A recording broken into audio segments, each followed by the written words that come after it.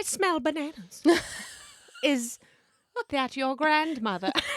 What's the name Evan? I'm getting an Evan, and Aaron, an E name, and you'd be like, My name ends in E. It's Brooke. Oh, That's it. Me.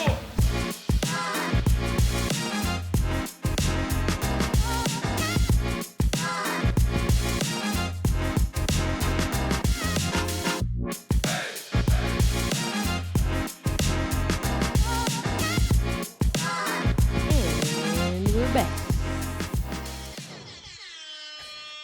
to the Goblin Squad. I wanted to do again. We've never nailed down the order. Who are you? I'm Brooke. Hello, I'm Sarah. We're new here. Episode, whatever it is. 58. Is it really? Yeah. Huh. Less or more than you thought? I don't know. Like, huh. I'm not sure what I thought. I know. We're in our weird... It's the beginning of fall. It's spooky season. Which is great. We're getting out of a very haunted summer. As you may have noticed, we once again vanished. Yeah, sorry. It happens. It's What life. was going on? Yeah. I totaled the old V-dub. Yeah. You know. All my pets were sick. Everyone's sick. Everyone was sick. We got family members in the hospital. It's just a lot. It's a lot. lot going on. But everyone's okay. Everyone's all right. Animals are okay. Everybody's doing all right. Chugging along. Got a new whip. Yeah. Yeah, it is nice. She's pretty swanky. It's very nice. It's very nice.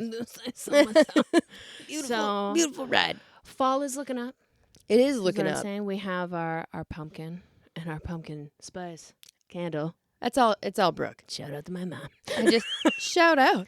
I just roll in and I'm like, what up? I don't do shit. It's like, hello. Yep.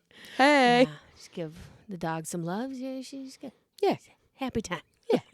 So we got to get back into the podcast swing. Get into We the have mode. some things to talk about. We do. Some things coming up. You and I went to a little show. What was that? 2 weeks ago now? Was that just last week? That was No. Yeah. Was no? it? What year is it? It was on the 27th or 4th. Oh my God, that was last week. What is time? Where are we? But who'd we see? The Long Island Medium. Theresa Caputo. Amazing. I had no idea. I mean, okay. It was let me- it was called Theresa Caputo, The Experience. The Experience. And that it was. And And I have notes. get them ready because for context, Gobs, I knew who Theresa Caputo was. I had seen a few episodes of The Long Island Medium. And I knew about the hair, but nothing prepared me I wasn't ready to either. see the hair in real life. And the fit. I The dress. couldn't look away. She looked like a disco ball. It was mesmerizing. It was. I was like, so As we, I think it was meant to do. we need to start at the Yeah, beginning. we gotta take it We got back. too We gotta excited. take it Too back. excited. So we get the tickets, right? And we're like, yeah, this is great. And some of our other friends wanted to go. Yeah. But according to the internet, there were no tickets left that weren't like like- $120 and we were like, no. because I got them off Instagram for a cool $25 a piece. Which amazing. yeah, worth $25. They were up in the balcony, but we were like, that's fine. I don't know if I'd pay $120, but Well, after the experience we had, I don't even. Okay, so we get the seats. We get in the seats. and we're like, huh. None of the seats in front of us are filling up. None. No, In fact, and Our like en- to the side of our us as entire row filled up, well. Mm-hmm. but there was a cool 40 seats in front of us that were Easy. completely empty. Yeah, And I was like, what in the hell? And so we were looking at each other, and I was like, listen here. It's 2 minutes to showtime. yeah, We're moving. yeah. There ain't no way 40 people are going to come walking in here. No. And also, if we move and we get caught, because also the Urshers are not going to catch us. Yeah, I'm like, what are you gonna fight Also, me? They don't What care. are you gonna Ursher me out of Also, here? we were very cavalier at that point. We were laughing. Yeah. I was like, you want to come over to us and be like, ma'ams, you can't sit there. We'll be like, not going to move. Because we're sitting there. It started technically, I think, at 7:30. It Yeah. got to be like 7:32. Yeah. She hadn't come out yet. It's We were like- unless like an entire old folks home comes in Yeah, here a on like tour a bus. Yeah. like they ain't taking all No. these seats. So there were 2 real comfy seats. yeah. Because, you're That were crammed blocked in there off like from anyone sardines. walking in front of you. Yeah. So I was like, those are the ones. The unfortunate spot about them, we were directly under a spotlight. Didn't know that till we which sat down. We got nervous for later in the show, oh, in the God. program. Oh. So So we move. I have notes that kind of walk us through. Walk us through. and Walk can us be through. our You bullet were points. taking notes because there were signs everywhere. And Everywhere. for context, we didn't sign any paperwork. There was no like, No, do not disclose anything that I happens didn't agree here. to anything on No. Ticketmaster. No, there was no like legal. So we're allowed to talk about this. There's no secret, nothing. Oh, But there were many a posted sign. yeah. No recording. No photos. No flash photography. No videos of any kind. of any kind. Of any kind. Specifically Mm-hmm. said that. So I feel like we have to set the scene a little. All right. So how many seat auditorium would you say we're in? You played there many a time. Yeah, it is. It's Ye a old symphony hall. It was orchestra. a symphony hall. So Yeah. it's kind of like it's a modest size hall, but Yeah. it fits. A decent amount of people. A fair amount of people. So small. Like for example, when I was in high school, I saw Jewel there. You saw Jewel there? I did. Mm-hmm. Mm-hmm. So I mean, I bet it was great. it was great. Yeah. I cried. She kind of slaps. She did at the time. Yeah. Also, it was amazing. She had her Still blue shows up on guitar. a playlist or Yeah. two. The blue guitar. Yeah, which then my parents, shout out, bought me a blue guitar. I still have it. The Commodore Really? just restrung it. Really? Mm-hmm. I Mm-hmm. mean, of course he did. Because, I was in a phase. And, yeah. So It's a good phase. It's a pretty decently sized venue. Yeah, Yeah. yeah. And then we get in there. There's a giant TV screen. Yeah.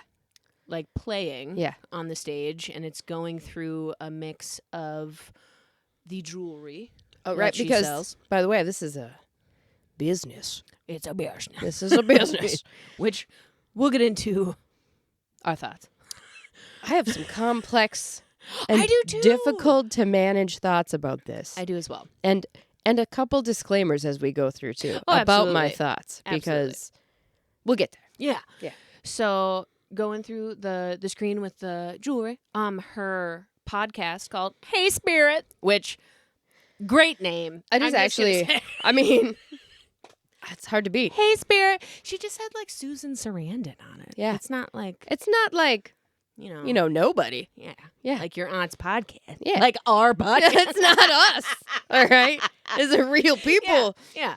And then like trailers for her show. Mm-hmm. Right? So at one point I'm like, what if she just doesn't come out and we're just like watching This TV is the together? experience where we were experiencing what it would be like It's like we were there. if she was here. And then behind it is like I compared it to like roofs of fancy people's cars when Yeah. they get that like star twinkly Yeah. light thing. That was The back full of the stage had a full curtain of like LED twinkle lights Yeah. on it going, and it was really beautiful It was. and kind of mesmerizing. I was like, ooh. But then the stage lit itself had the two wings Did from the mic stand. lighting. Yeah, so she was Yeah. standing in between the wings Yeah. because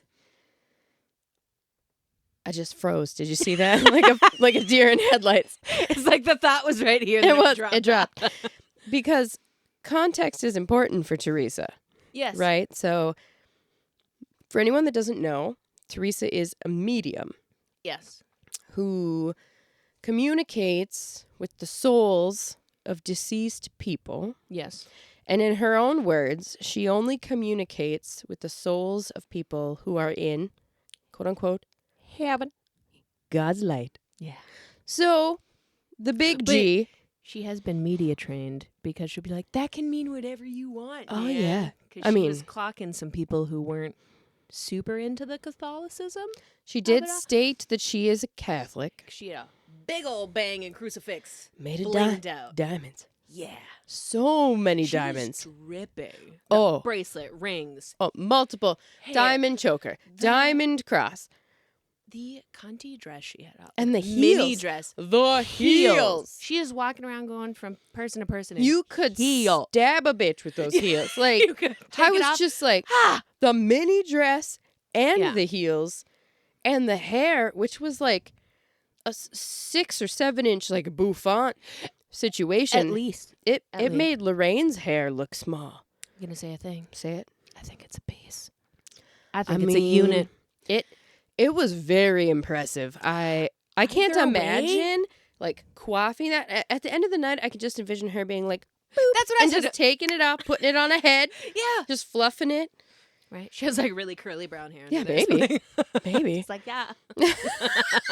I'm free. I mean, it would have been an easy way to go incognito. And then if she dropped her accent, right? Because that Long Island accent. Oh, yeah. We'll get it. I have quotes. Oh, yeah. Oh, yeah. We'll get into it. So, we went into it having no idea. No, because again, we had like come across on like randomly at people's houses. Really, that show came on, or you're like in a waiting room somewhere. And Yeah, you're like, TLC or whatever would be on, or Bravo, and I'd be like, oh, Long Island. She's talking to people on a trolley or at a boat or at a coffee shop. Always gave me kind of like Sylvia Browne, Montel Williams vibes. Same vibes, yeah. Where she's like, I smell bananas. Is that your grandmother? What's the name Evan? I'm getting an Evan, and Aaron, an E name, an E. And you'd be like, my name ends in E. It's Brooke. Oh, that's it. Meanings that means to you. Oh, yeah. And we'll get into how she breaks it down. So that's where we're sitting. Right. So this is how we come into it, right? So like, okay, what is this all about? We move seats, sitting under our spotlight. The lights go down. She comes out in all her bouffant. And we're just glory. like, wow. Right. To an official couple-minute trailer right before that of her show, people sobbing. Oh, there's weeping. Her and her hijinks. Yep. I'm on Long Island.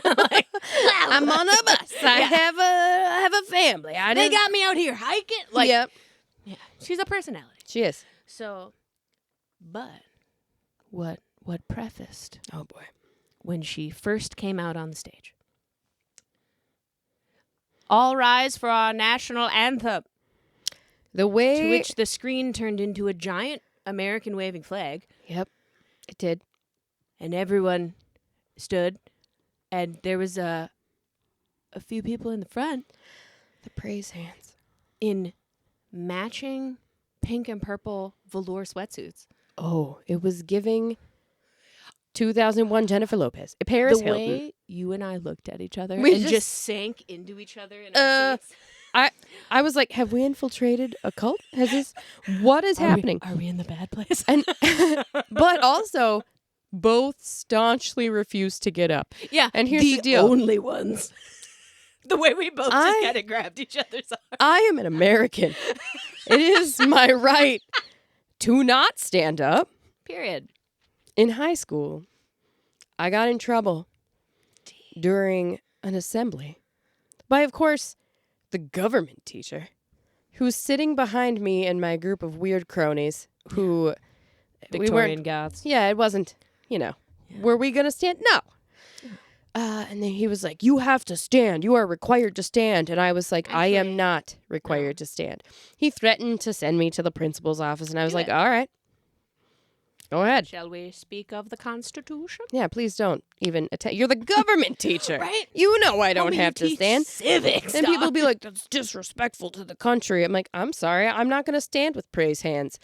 Right now, I'm not particularly proud of the way things are going. No, I'm not. No, thank you. I remember when it used to be like, yeah, American flag, cool. Mm-hmm. And now I'm like, it's a dog whistle now, which is horrifying because were a couple of those in the very beginning. I know. Where she came out and I was truly like, are we in like a Southern revival? What is happening? And she was like, and shout out to the vets, like from the jump. Ooh. I think it was the second thing she said. Yeah. was just like, and any veterans stand up. And I And was just like, to be acknowledged by the crowd, which again, I'm not like, I'm married to a veteran. Like, that's no disrespect. Like half my family. Yeah. Like, interesting. It was just, it was an interesting for a psychic medium experience. Yes. That was a new portion for myself. It was the rapid fire combination. Yeah. Combined with the crowd demographic. Yeah. Which made me go, what have we walked into? Are we in danger? I felt like, first of all, we were Brooke and Sarah of Duluth Superior.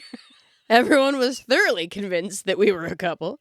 It didn't help that I was wearing like a metal shirt and a flannel, which You was were. my husband. Hello. You were very comfortable. I was very comfortable. But I was like, what are we dressing up to go? No, we're in the balcony in the dark until we weren't. We were just fine. We were fine. For being in We were fine. we looked fine. Yeah. But I don't know. We were concerned. And I was like, okay, well, like we were in a Vice episode. let's just open It turned into an experiment, I think. Yeah, at that open point. our minds and go, okay, let's just lean into the experience here. Just relax. It's going to be fine. Oh, absolutely. So she's got a wireless mic on. Oh, yeah. Right? So she's going to be, she's going to be stomping around in those heels. Mm-hmm. Boom. Mic cuts out. Dies. And I'm like, oh, no. Oh, you see people scrambling. Oh, yeah. And like the professional she is, though. Yeah. She just kept rolling. I got a loud voice. It's fine. She's just keep moving. Yep. 'Cause did you feel like that is the same opening bit that she does at every show? It was so dialed in. Like her first couple minutes, I was like, that is written down somewhere. The intro, I think, is well rehearsed. Yeah. She comes out, gives her spiel about who she is, what she does, states like her religious beliefs, that she is a Catholic, and then said something that I found really funny, which was that she's a Catholic, a practicing Catholic, even though the Catholic Church doesn't agree with what she does. Yeah. They're happy to take her money every Sunday. And I was like, I was like, she was fucking funny. She was like, actually she was really fucking funny. Yeah, like, there she were was multiple times I was like, ah! Yeah, like, I know, she said, fully gagged. Because some shit went down that I was like, ha! Yeah. It handled it.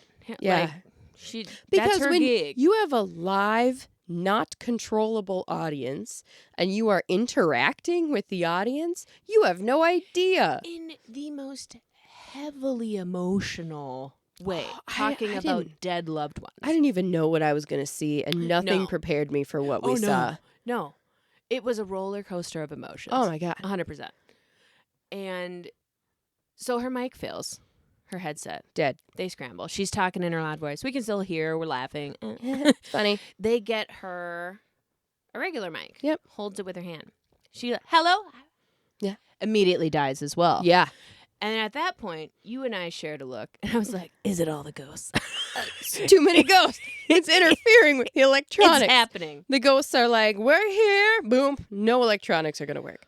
Oh, then I have this note. Then she mentioned that her dress was pulling up from the Spanx. Yeah. Which, again, hilarious. So funny. Really. Because then she leaned down to that poor bastard in the front row. Because, she's not going to do the bit from on stage. No. Unbeknownst to us, that large screen that is on the stage is for the camera crew that starts to follow her around and put the faces of everyone she's speaking to in 4K up on the screen. Shout out to the lighting. Oh, in it her was camera crew. really good. Fantastic. I mean, for being like right about, like, it was perfect in a dark, like dimly lit space. It was perfect. There were several moments during the show where I had to remind myself I was not watching YouTube. Right? Yeah, because my brain would fully snap out and be like, "You're just watching a video at home," and I'm like, "Oh no, she's down there. Yeah, she's right there. She's right there. Look at her hair. Oh, it's amazing." Yeah. And then they were handing people she was talking to, obviously, mics as well. She had a whole crew of people that were just like sprinting around back and forth. Mics here, cameras there, all over. She leans down to that poor guy as she's clomping down the stairs. And she's like, the Spanx, and the dress. Random dude sitting on the corner. She leans down. She goes, because, sir, I've got the menopause.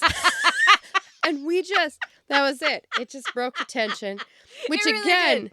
Professional. Yes. Everyone in the crowd is tense. No one has any idea what's going on. Right. And a camera appears. People are immediately going to clam up, especially in the Midwest. 100%. So she just automatically diffused the situation. Self-deprecating, relatable, like Profesh. she knows what she's doing. Profesh. For sure. Mm-hmm. But then, oh my God, a very interesting thing happened. So stressful. I still don't fully know if the cause behind it, but so she had just maybe 5 minutes. Yeah, she not had even just entered started. the crowd, and they have the camera on people, and all of a sudden, like crack. Yeah, like bright light, huge crack sound, flashing, like Flash. like bam, bam. And we just see the lights from it because we're in the balcony and we're in the upper part of the balcony, and then another one, and then ka ka ka ka ka ka ka, and then the panic. Everyone on the lower level out of their seats, and then a woman just, I mean, just. She cut loose. Bloody murder scream. And automatically I'm like, exit, usher. And Brooke goes, I will put you on my back, bitch. I will run out of here. If something is happening, I will carry you out. And I was like, I wonder what the scenario is in which I cannot carry myself. But I'll jump on. I'll jump on your back. Fight people from the top. I'll punch him. I'll punch him. You run. Kick him from the back. You're the eyes. I'm just have my head down. I'll be like, and I'm running. Left, turn, 90 degrees. We'll be out. But we'd get out of there. I'll be out safely. Fast. We had a plan. We were both fully. We just sat up. We didn't stand up, but we were just like ready to jet. Yep. And then you could see it and smell it too because there was smoke. So the unfortunate first response to everyone, especially given what had happened earlier that morning in Minneapolis. Yep. It was unfortunately after a situation. Yep. Everyone assumed 'twas a shooting. Yes, everyone assumed there was an active shooter. It was a particularly poor day for it was because we had already had a moment of silence at the event for the victims of the shooting in Minneapolis at the Catholic elementary school shooting. And so everyone's on edge, obviously with fucking loud noises. Oh, You're in a crowded theater. Really jumpy. Lots of things. And you don't know what's happening. Nope. We're sitting there. You're fully like, I think you were like, it's the ghost. Yeah, I was like, well, and I think I said, this is it. I was like, okay, so if there's a fire, because you could see smoke at that point. Yeah. I was like, if there's a fire, we have plenty of time to get out. There's also, I'm keenly aware of where to go in this particular auditorium because I had performed there many times. Yeah. You know the secret. Yep. Secret and I'm like, tunnel. I know where the hallways are. Yeah. I know where the weird back tunnels are. Yeah. And also, there's a fire suppression system here. So, we were like, there's sprinklers. Yeah, we'll be all right. Yeah. But it was electrical fire. I believe. Still don't know if someone spilled something or if something shorted out. They said someone spilled a beer. But I'm also wondering, given that her two mics went out, that something was also... Maybe the beer pushed it over the edge, but I think something was already happening. Yeah, something was weird. Yeah. So they also... team of people from nowhere and she come vanished. out and usher her away. She was gone in 5 seconds. David Copperfield boom, just gone. disappeared beneath the stage. Loud sounds, flash of light. Yeah. We look to the right, look to the left. Teresa's gone. Her hair, it was in the wind. No, I would say smoke bomb. Gone. She just throws her hair and runs away. Just the hairs left. Oh, that's where all the power is, in the hair. You know someone would have been like, oh, like Slash's stolen hat. Just like that. The power. A new hand has touched the hair. Like, that would have been it. It would have. So they get her away. Yeah. And then that guy comes out and he's like, there was a small electrical shortage. There's no emergency. We're going to be back and going in We've about turned 10 the power minutes. off. Yeah. Everybody remain calm. And we're like, if you want to go get popcorn, now would be the time. Great time. And we're like, all right, we'll settle back. Yeah. We just sit down. We're just like, holy shit. We didn't even get to hear anything. No. Yeah. Like, because again, she had barely been like I got the menopause. And it was like, and then it's like, bah, bah, bah, bah, bah. So insane. The ghost. Yes. So she gets back out. She comes back out. We all have a couple minutes. She starts talking to the people in the front. Yes. Which we expected. Yeah. Because there was a group of people, they had raised the orchestra pit up to add, I think, like 2 or 3 rows of seats. Yeah. So I automatically assumed those were going to be the people that she interacted with. Yeah. Which she did right away. But that's not where she stayed. No. So I didn't know how it was going to work. Like, how does it begin? Like, how do you just walk into a crowd and start saying shit? Like, I don't know, man.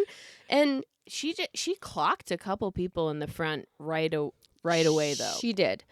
Yeah. Where and she was just like, she walked your out. brother? Like, fully like, Yeah. And she did. She right away, she started bringing up, like, I'm getting a brother relationship. And multiple people sitting right next to each other. Yes. Sitting right next to each other were like, I can't remember the context, like the order of operations of who said what, but like she would say a thing and she would look at people in a group. Yep. And then you could tell that she was like looking for a change in 100%. A facial expression or like eye contact. Yes. Too. And so I don't know how she initially identified the individuals, but she started kind of pointing and asking, like, does this mean anything to you? How do you understand this? How do you understand How do you understand this, sir? How do you understand this, ma'am? And then if the person responded, she would be like, okay, a mic to this person and a mic to that person. And then she would pick one of them to begin interacting with. And then would go back and forth. Yes. And she said it was based on the spirit that came forward was insisting upon whatever the thing was that she was talking about. Right. And so this was how we started to understand the language of Theresa Caputo. Because as a person that had never watched her show, I didn't know how she presented her interaction with spirits. Like, how do you convey what they are saying or showing in a way that can then be translated to the people sitting there? Right. And that was how we learned about like her use of imagery and symbols. Yeah. And so like throughout the show, we started to realize that there was an elaborate and complex list. Oh, yeah. I only wrote down like a couple. Oh, I know. And just the ones that I was like, oh, where she would say. Some of them were mad weird. Yeah, like ultra specific. To her. Yes. She's like, this is my symbol for this. This is my symbol. The spirit is showing me 3 balloons in primary colors, which means this to me. Ultra specific. Yeah. Or the spirit is handing me a red velvet bag, which means this. Yeah. And I was like, huh? You know, like, and not. Just kind of like, okay, so she has this elaborate personal favorite. Yeah. The mountain climber guy from The Price is Right. That was the most specific I have ever. The spirit is showing me the mountain climber game from Price is Right, where they're going up the hill, they get to the top, and then they fall down. Yeah. But she started doing a lot of leading. Yes. Too. Fair enough. Fair enough. She had repeatable phrases that she would say. One of them was, "How do you understand that?" When she was interacting with people, and then the phrase, if she would say something like, you know, suggesting that a relationship was a certain way, or that was a spirit's personality or a family member's personality, and then she would say, "Fair enough." Yeah. Like, is this the way it is? You know, I interpret as this and this and this. Fair enough. Yeah. Your brother wasn't super open with his emotions. Fair enough. And then people are on the spot with a bright camera and their face like, yes. Fair enough. And a lot of times they would immediately repeat it back to her. Fair enough. They would say, fair enough. Fair enough. That's and they would I'm like, we're in the revival. And I was like, huh. But then she'd say something off the wall, like, humorous or swear or do something, and then I'm like, she's got me again. Yeah. But then it would keep It was a roller coaster. It was. Of sad, funny, horrifying, weird. What is this? Oh my God, is she a psychic? It was just like all over the place. It was wild. And it truly was. I obviously am like, what is this? I don't know. I'm a big fan of Harry Houdini. So I am like, he spent a majority of his life trying to disprove people like Theresa Caputo and the Fox sisters. And he was diametrically opposed to another individual who spent his life trying to prove that those individuals were real. And that individual was Sir Arthur Conan Doyle, the author of the Sherlock Holmes novels, who, as it turns out, was 110% a believer in all things spiritualism, and especially mediums. Absolutely. He staunchly supported the Fox sisters, even though eventually they admitted. They're like, it was a gag. But he truly believed and believed until he died, which is why he killed Sherlock. And then he was pissed that people demanded he bring Sherlock back, and he wrote an essay saying he wished people would ask him about spiritualism and the afterlife and his beliefs on this and stop asking him. I want to write about other stuff. And I was like, you literally wrote a character who would disprove everything that's happening here. Like, what? Like, who would disagree with your worldview Your entirely? Fictional character that you wrote who has gone on to live forever. Yeah. Portrayed by many an individual. Special fondness for the Robert Downey Jr. version. Same. Just saying, I could use about 3 more of those movies. Love those movies. Love them so much. But, like, it goes against the entire founding principle of his character. Oh, it absolutely does. And so, you know, he was in direct conflict with the Harry Houdinis of the world, who spent their entire life searching for proof that this was real. And it wasn't that Harry Houdini didn't want to believe.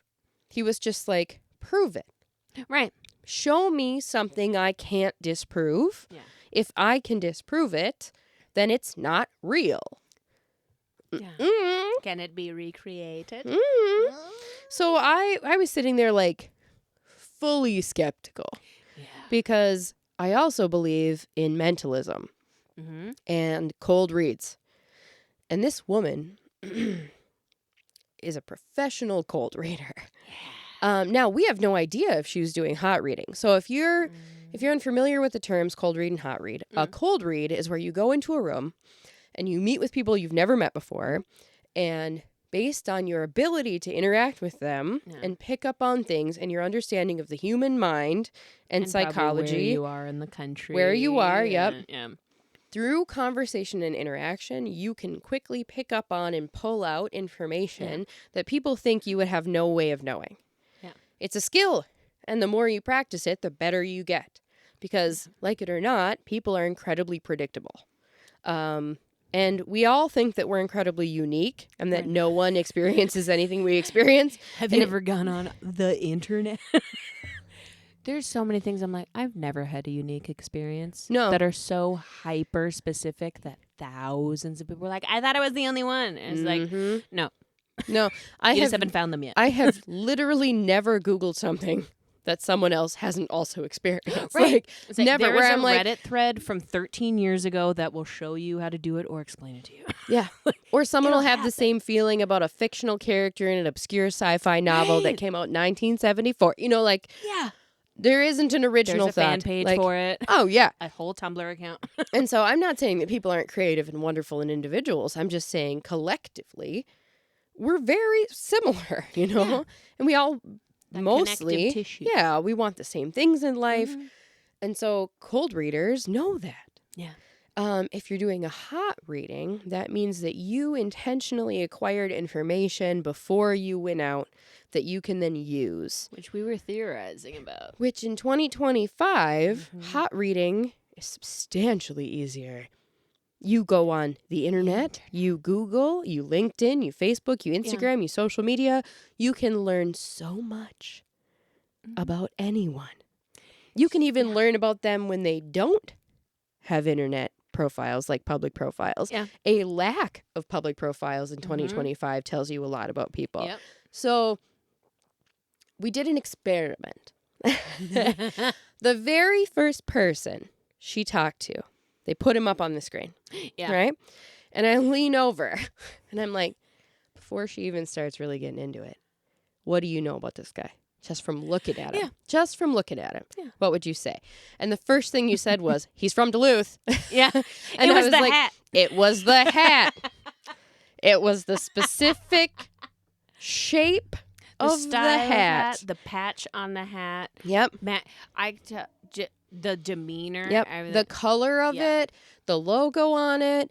And I was like, also, based on how he looks, how he's dressed, and the way he's sitting, and his facial expression, you can tell he's liberal. Yep. And you can tell that he doesn't believe in her.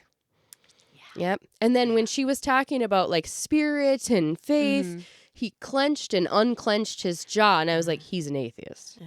But she clocked it faster than we did and immediately switched her tone. She was talking about faith and spirit and like belief. That can mean whatever you think. That just mean a prayer can mean you're thinking of that. Yep. Not everything has to be about, God. It has to be about your. And I was like, oh, she picked it up so quick. I was just like, damn it. Because she was trying to get him to give information, and you could tell he was set on being like, I will not give her anything. So he was going, no, that doesn't sound like him. It was very like short, succinct answers. And if it had been me in her scenario, I would have probably started to panic because I'm not a medium. And I'm not a professional. She didn't quit. But she has a tell. She does have a tell. And we both, after like the third person, it was full Barty Crouch Jr. It really was. I leaned over and I was like, we're getting the Barty Crouch Jr. running out of Polyjuice potion over here because... Not to speculate, but is Theresa maybe having a couple nose beers? I mean, we don't want to spread any rumors on another one. But it was a little... She would say, anytime she said fair enough, she would lick her lips. Yeah. Every single time. I'm a snake. I'm a slithery little snake. Slithery little snake. So I was like, oh, all right. Yeah. Okay. But it was that like, oh, they didn't say what I thought they were going to say. So I thought she would kind of pivot. Yeah. To like another person. Oh, no, because she had another person on deck. Yeah. Right? Like there was never just one person. No. There was always multiple people ready to go so that she could bounce back and forth. But when she clocked that he was not going to give her anything and that this guy was definitely attempting to act as if she was going to be, a phony. Yeah. She leaned in. She's like, not on this day. No. At the experience. And so she actually asked about his ticket. Yeah. She asked him like about if he bought his ticket. Like you didn't think I was going to talk to you in the front row? She really, and so then, but he didn't crack. No. And I'm like, oh, and already they were volleying. And already like there's a railing next to me without even realizing I am gripping it like my life depends on it. And you're in your chair like, ugh. I just slowly kept shrinking. Yep. Down Pretty soon she's leaning on my arm like, oh no, just holding on, gripping my arm. Because like I had my flannel and I was watching it like I was behind covers on the couch. Because it was brutally awkward. It was like you were in the fire of awkwardness watching this occur. It was like watching a mom and son like get into a disagreement, but neither of them wants to give an inch. Yeah, in public. Yeah. And we're all just like, ooh. Oh, get her. But eventually, she hit. Yeah. And you could see his face crack wide open. Yeah. Like the second she said something. I think it was the 10 years. It was what is the number 10? I'm getting the number 10. And he was like, I don't know, it's 10 years. It's 10 years since his brother passed away. And you could see the recognition. It was like a chip. And then that was it. Yeah. That was it. But then that's where it would get me, right? So like I'd be like, oh, wow, she got him. She finally cracked him. Yeah. But then she would say things that there's only two explanations for it. Yeah. Explanation 1, hot read. Yeah. Explanation 2, medium. I don't know what to do. Because she was like, what's with the trees, the planting trees? And his face was just like utter shock. Because he actually does and has planted trees, like literal trees. But then he was like, it's an inside joke between me and my brother that, we're going to go plant some trees. Now that cannabis is, he's like, I can say this openly now because cannabis is legal in Minnesota. Local boy. But that was our like joke back in the day when we were going to go, we're a little walk, we're going to go plant some trees. And I was like, that's stupidly specific. Yeah. That's not even like, unless he is openly telling that story on the internet. Right. How would she know? But then it's like, okay, even if the hot rate of that, and then to memorize that, and then find that person and present it in such a natural seeming way, even when she had her little tells, it would be like she clicked into something. Mm-hmm. And it started with the two people with the brothers. Yeah, in the front. And then it moved on to the two sets of twins that were adopted and didn't know their biological father sitting right in front of and behind each other. Like, it was so like bizarre. Again, the skeptic in you is like, who arranged were these they seats? Placed there? Because I'm like, are they plants? Do they have a headpiece? Yeah, I was listening for accents. Yeah, because I was like, I know a thick Minnesota accent. Oh yeah, when I hear one. Yeah, like we don't all talk like that. No, some of our friends' moms do. Okay, it exists. My O's get long when I drink. It happens. Mine are long when I'm sober. I still say boat, but like bag. Tomorrow. The things happen. I'm real sorry. Sorry. Yeah. Give me a big glass of milk. Milk. M-E-L-K. M-E-L-K. But I'm like, if one of these people is from like New Jersey or something, I'm gonna be like, but it was so absolutely not. The two sitting in front, they were, get this.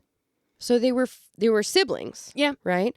But they were from a family that already had so many children, and they had already had one set of twins. They said, yeah. Yep. And then they had like whoopsie twins. Yep. And the family decided to give those twins up for adoption.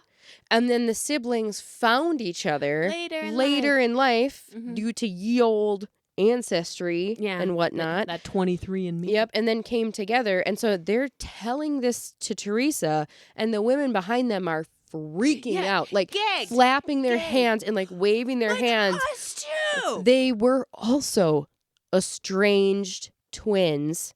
So bizarre. That had been given up for adoption. So bizarre. And then everyone in the crowd is freaking out. Yeah. Like, because unless you put them there, what the helly? Like, how is that happening? How? When she was talking to them, one of the biggest things that sticks in my mind from that night, when she's talking to the set that was sitting behind the other set, she was just like, who brought his wallet? Who brought his wallet? God. And this bit is like, me, and takes out a wallet in a baggie of their dead father. In a plastic baggie. Ziploc bag. Because several people had brought like items. Right. Of their dead loved ones, whatever. And she was just like, who has his wallet? Like specifically to this small group of people. Like, now, this is what, and after we left, right? Yeah. After we left, in my brain, I was like, I can't function. I've been bombarded. I'm exhausted. My stomach. It was exhausting. My stomach was like, blah, blah, blah. Like when I thought it was the she old thought man. it was an old man. I was so stressed out by this whole, like, the anxiety of it. And my stomach was like, Jesus Christ. Like, it was just compels you. Yeah, it was the bubbles, the anxiety. And I was like, so I'm sitting there like holding my gut. Like, I hope she can't hear this. And then at one point it went, her. And then I got the inappropriate church laughter because for like a full minute, because you just started laughing. I couldn't hold it in. And I didn't know it was you. And I fully thought it was the old man sitting behind us that we had moved seats from. I thought he was just like, ah. And I'm just fucking dying. I was like, bitch, it's me. And then you're like, it was me. I'm just holding in these bubbles. Like, and then I laughed harder. And we're in the middle. We don't stand for the anthem. We have a spotlight on us. And the whole time we're just like, everyone's just like, assholes, I'm here to talk to my mom. Complete idiots up there like, but also when she's speaking to other people, we're trying so hard not to be disrespectful because she's talking to people who have had horrible. I left there thinking, my life's not that bad. No. My life's pretty great. A lot of murder going on in this town that I don't know about. There was the people, a lot of things. The spirits that she was speaking to were spirits of people who, trigger warning. Yeah. We're going to be talking about some difficult stuff here, including suicide, homicide, and the passing away of children. Yes. So again, this is a very difficult and sensitive subject, which leads to my complicated feelings about the situation. So many of the people in the crowd were there, and she had warned the crowd. Yeah. There will be people who get so emotional that they will begin to shout out when I'm speaking to someone else, and they will be like, "You're wrong. It's me. It's my loved one," because this is an incredibly emotionally charged situation. And a majority of the people that are coming here are here in the hopes that a loved one will appear. They're looking for closure, peace. And I was like, okay, that makes sense. That makes total sense. But I didn't happen. I didn't expect it to actually happen because I was like, it's the Midwest. Yeah. You know, ain't nobody shouting out. Oh, yeah. Shouting. The shouting was real. Yeah. And so there was a lot of unexpected passings, whether that was accidents and then a lot of people who had lost children through a variety of circumstances, young and older children who had passed away from battles with cancer. Yeah. And so it was very, very emotional. A lot of people who were not present when their loved one passed away. Yeah. There were overdoses, many overdoses. I would say that the most difficult one to transition into, because she had been talking to people and then she just said bluntly to the entire audience. Oh, God, yeah. And you and I froze up I was like, dear God. In complete horror. Because what do you do? Okay, it was so blunt. It was so blunt. And they were just joking about, like, the walnut bed thing with the twins. Yep, and they were joking, you know, like, it got to, like, a jovial point. Very funny. And then she took a hard left. Hard Louie. And just said, what is it about the hanging? And both of us just immediately were like, no. You can hear a pin drop. It was crazy.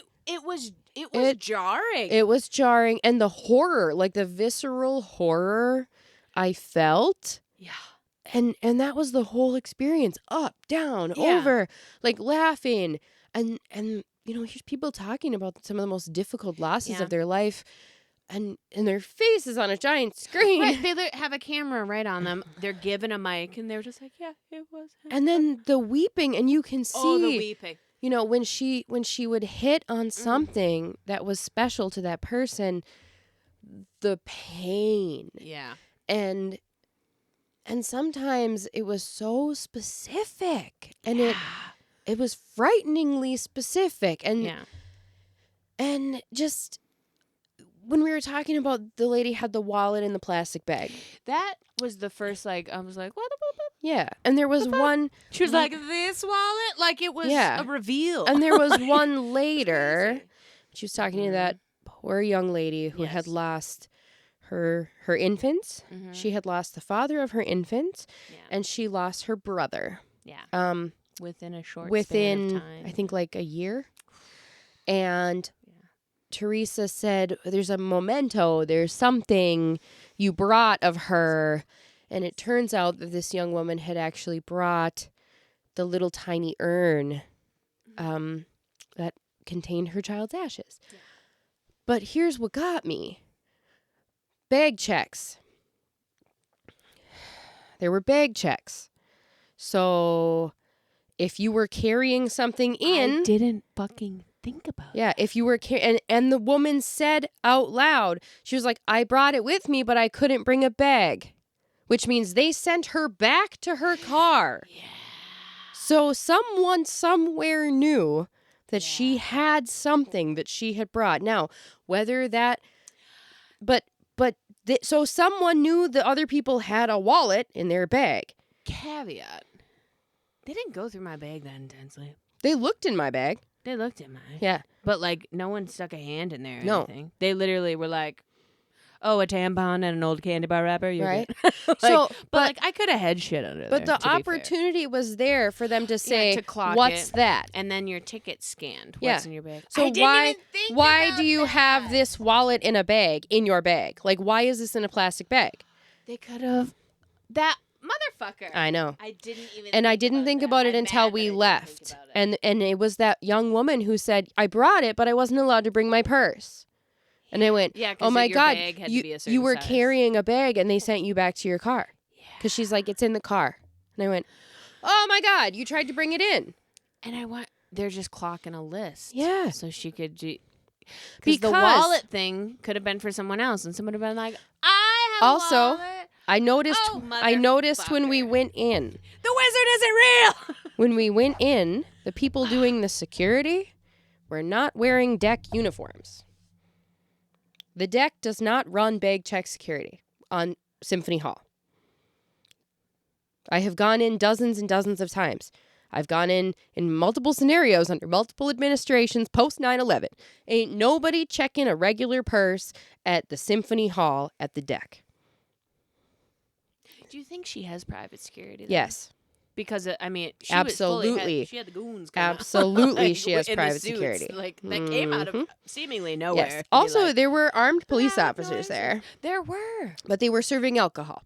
So, caveat, if alcohol is being served at a venue in the city limits, I think they are required, if it's not a bar, they are required to have someone on a law enforcement individual. But I've never seen one that is like an in uniform police officer at an event at that particular venue. I've only seen venue security. Yeah. I've never seen a police officer, and there were multiple. But considering the climate that we were in, what had occurred in Minneapolis that day, I wasn't surprised. No. And I wasn't actually surprised that they had metal detectors. And I was kind of like, okay, fine, great. Yeah. I'm fine with it. I don't want anybody getting hypercharged emotional and making a rash decision. Right. This is fine. But it meant that we all had to open our bags and people got to look in. And there was the first person and then there was the second security person. Yeah. And if they cleared you, you just went right on through. And then you scanned your ticket right after they looked in your bag and saw what was in your bag. So they could have been like, she's got a wallet. Yep.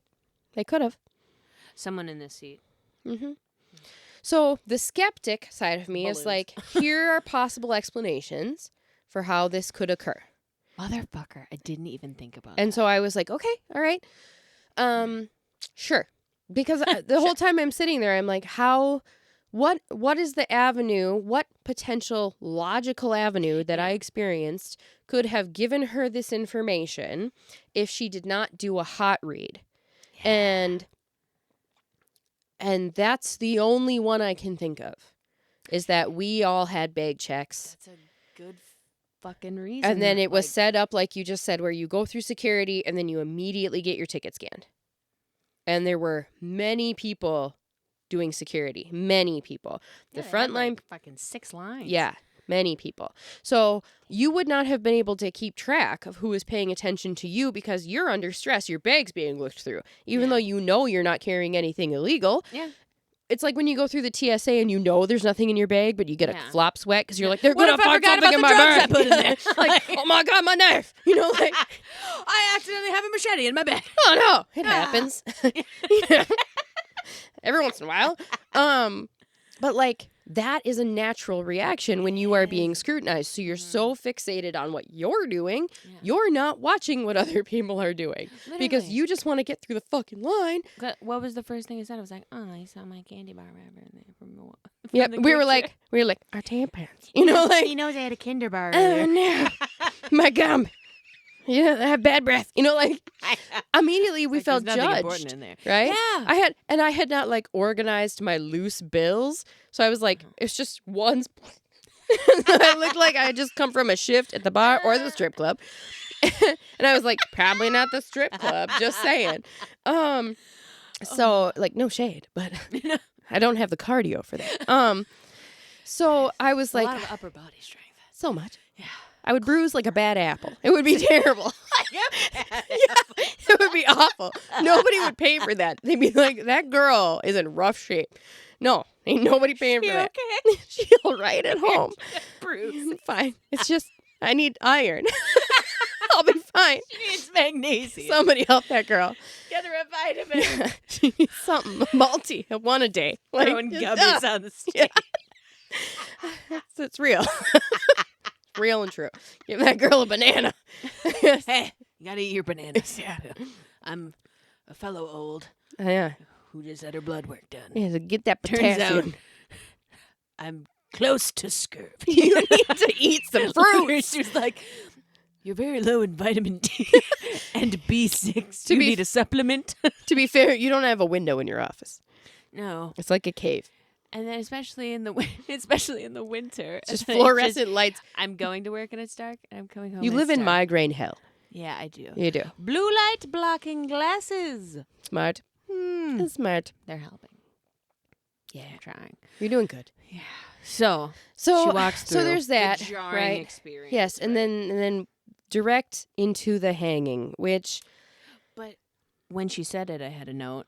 She would have physical manifestations of these things too. So right before, she was like, and she warned. But then again, she had told us. She told us. I sometimes feel, and the other one that got me was the blood. The blood in her mouth. She kept saying, I can taste blood in my mouth, she which said is that multiple times. I can taste blood in my mouth, which is the symbol for a sudden death, like an accident or like an incident. And I was like, it just fully snapped out in my chair, like, oh my God, oh my God, oh my God. Like visceral Yeah. than you would I was not expecting. But also, that is a technique. If you say things that are jarring immediately after something funny, it throws people, boom, completely off their game. Because you can't get on level footing because you're like, the entire night. It's literally. So you're left just reeling because you're like, Truly. What just happened? What just happened? It was wild. And the skeptic in me, like the molder in me, is like, that's really well done. And I kept looking at you and being like, she's very good. Yeah. She's very good. Profesh. And I was just very impressed. I was very, and she's like unflappable. It didn't matter what anybody said. It didn't get her. Even with her tell, she, like you said, would dial in. Yeah. If someone was like, no, he never said that. No, my dad wasn't like that at all. She'd be like, I'm going to find out what he was like. Yeah. And I'm going to make you believe. Yeah. And she did that to that older gentleman. Yeah. Who was sitting by the what twins. About his boots? Like she got him with something. Something by the door, boots. Or you save. But before she said boots, she said, did you save anything of his? Did you save? So then he was like, yeah, I have a few of his things. Yeah. So she got him to say, I have, some of his clothes. And then she's like, I'm getting boots. Yeah. And then he was like, his boots are by the upstairs door. But that type of shit is where I'm looking like, okay, this guy looks like a guy that I would work with. Yeah. Blue collar gentleman. He's got his American flag hoodie on, a little scruffy beard, like probably has his own just boots on. Chilling, One could deduce his father may have had boots in Minnesota. Has anyone's father in Minnesota, even if they're not work boots, not they're worn snow boots, they're ski boots, they're just boots. Yeah.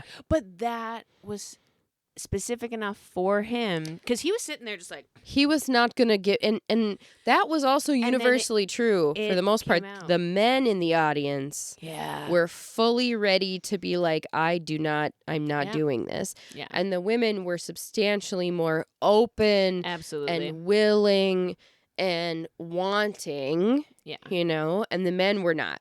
Yeah, to the point of screaming out. Yes, but she didn't shy away from men. Not at all. She went to whoever she was going to go to.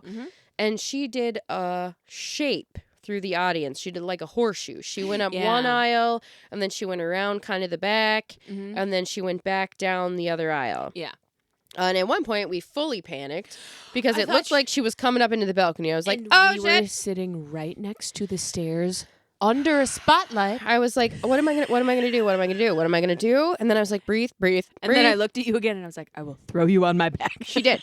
She was like, we'll just run out of here. If she comes up, we'll just punch her in pocket sand. And then just run out. What was it? She said mustard seeds Mustard at one seeds. point. Ha-ha. And we were like, it'd be pocket mustard seeds. Like, it stings. They're so round and small. They're spicy. Yeah. Mustard seeds is an interesting choice because that's a symbol in Catholicism. Oh, it is. I have. Yeah, and you know. A mustard seed from my mom with my name on it. I have one from my grandma. It's in a coin. Mine is in a necklace. Yeah. Mm-hmm. Yeah. Mm-hmm. And symbolism. Mustard seed. You know, great. I love that necklace. Beautiful. Mustard seed. But that's a ha-ha. Yeah. Sha-sha. Yeah. So we got hella nervous. We did. And I was like, why am I nervous? Am I nervous because I don't want to be on camera? No. I mean, that would be awkward. Me, part of that, because that's a room full of people right there that I don't know that may or may not be in the bad place. Right? So I was a little nervous for that part. But I immediately was like, am I nervous because what if she starts talking to me and I start believing her? Ooh. What if she starts talking to me and she says shit that I know I haven't posted about? Right. Shit that I know I haven't said. Stuff that and so then I was like, do I believe? Oh no. And then felt the full panic. Yeah. Yeah. Oh, bubbles. Oh, it was awful. I don't know why I turned into Dory talking like a blue whale for a second. It wasn't that bad. Something's touching me. It's me. It's me. I'm your conscience. Are you my conscience? Yeah. But it wasn't that loud. No. But it did sound like an old man at one point, which was pretty funny. So, we were we geeked were out nervous. a little bit. Yeah. We were nervous. So she didn't come up. But what else do you have in your notes? Because there's so much going on. Because we cannot skip the phone call. Oh my god. I have it in the notes. Kev, we're gonna get Kev, my guy. Another feeling she was having, like feeling something in her teeth, like she has a lisp. Yeah, and that she was like something with teeth, and the lady was like, "I threw my mom's dentures away this morning today." Yeah. And she was like, "Why'd you do that?" Like talking, you threw away my teeth. As her mom's voice, like, "Why'd you throw it?" And this lady's just laughing. So again, there's lighter moments. It was funny. Teeth. It was funny. And then that lady, she clocked. She was like, "Who knits here?" Again, she's walking past like. Well, and the 10 lady was very older. Again, ladies, that woman was not giving. Right, she like was not her having face it. when she was on the camera. I was like, oh, this lady looks unhappy. Like she's. I think she went there with her friend. She went there with her friend and then her daughter. Yeah. She was unhappy to be selected. Mm-hmm. And I went, interesting. And so she's like, with the quilt, what's the knitting? I'm getting knitting. Yeah. And the lady wouldn't give anything. And then the daughter leaned over and said something to her. And then she's like, well, my mom owned a yarn shop.